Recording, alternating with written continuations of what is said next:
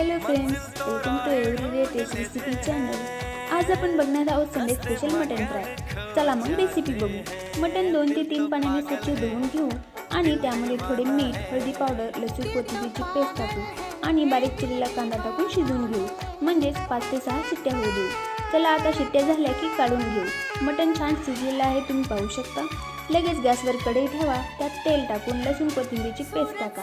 त्यानंतर चणा डाळ आणि तांदूळ भाजून केलेले वाटण, मग लगेच खोबर भाजून मिक्सरमध्ये वाटून घेतलेले मिश्रण टाकून मिक्स करा।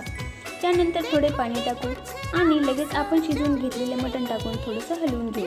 त्यानंतर त्यावर बारीक चिरलेली कोथिंबीर टाका। आपण बनवलेले मटण फ्राय खूपच छान आणि झणझणीत झाले आहे। चला आता गॅस बंद करा आणि वाढायला घ्या। तुम्ही सुद्धा आज ही मटन फ्राय रेसिपी करूनच पहा।